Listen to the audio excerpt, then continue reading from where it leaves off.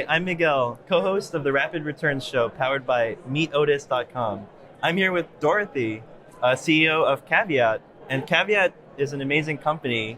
Can you tell us a bit about the unique value proposition and how it's been so far starting this business? Yeah, of course. Thank you, Miguel. So Kaveat is a platform that helps creators better understand and negotiate their contracts. So basically, we take your contract, you can upload it directly to our site, and then we translate out all of the legalese, so you'll never see here and after in that explanation. And we basically translate your contract into very plain, simple, and accessible English, and also make it a little bit more interactive. And on top of that, we take all of these statistics that exist around your contract, and we just package it back to the user so they can get all of the information that they really have the right to. So for example, this kind of clause appears in this kind of contract less than 1% of the time. Just kind of like packaging that information and giving it back to them. So ideally with that information, they can go into negotiations, take out those non-equitable clauses, or just make sure that they're getting paid according to the deliverables that are set forth in the contract. Yeah, that sounds like an important pain point that you're solving. I mean, I think so too, but I'm a little biased. So how has it been with the business so far? You've raised some funding and went to an accelerator program? Yeah, absolutely. So we are backed by Cornell University, like Cornell Tech, and we are currently in an accelerator called Scale. Really great programs. And overall, we actually just onboarded our first paying users over the last 2 weeks. Congratulations. So, yeah, that's been a really exciting milestone. Yeah, so you're developing that product market fit. Exactly. Just trying to get as much feedback from anyone who will give it to us.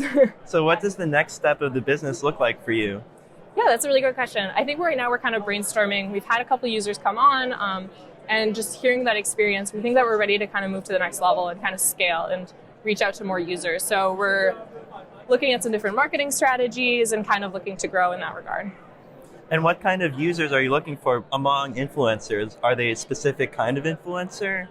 Yeah, it's a great question. So the medium of their influencing, I guess, doesn't matter. So TikTok, Instagram, YouTube, Twitch, Discord. I don't know if there's Discord influencers, but you know, that kind of realm all works. So the medium is kind of ambiguous in that regard. However, kind of like our target user is really anyone who's looking to negotiate on their own behalf. So we found that on average, influencers kind of in our domain are getting like 5 or 6 contracts a month.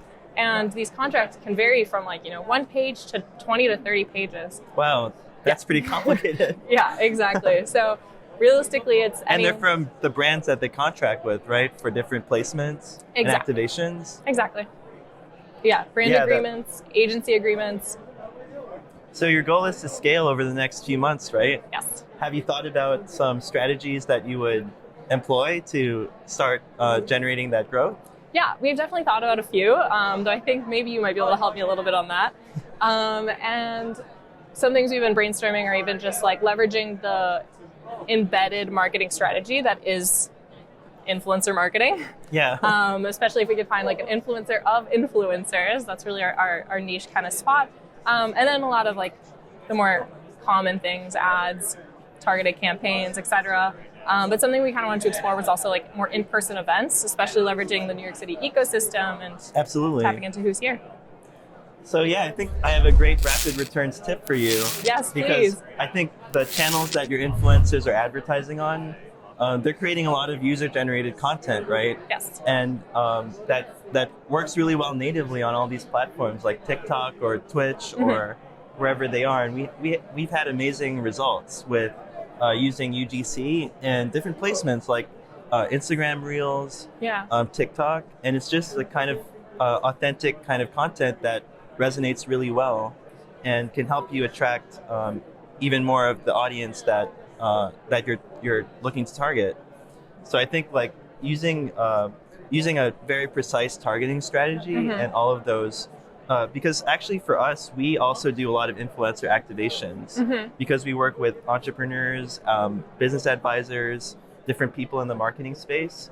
And what's so interesting is that when we do an activation, for us, the actual post of the influencer, the content that they license to us that we use in ads performs way more effectively than the actual posts of the influencer itself. Really? And that's why I think a lot of influencers are catching on to this, and they're increasing like their fees for licensing the content in ads, because the real value is in creating that user-generated content that you can use in a very scalable way to scale up your marketing channel with that authentic content that's pretty hard to generate in other ways.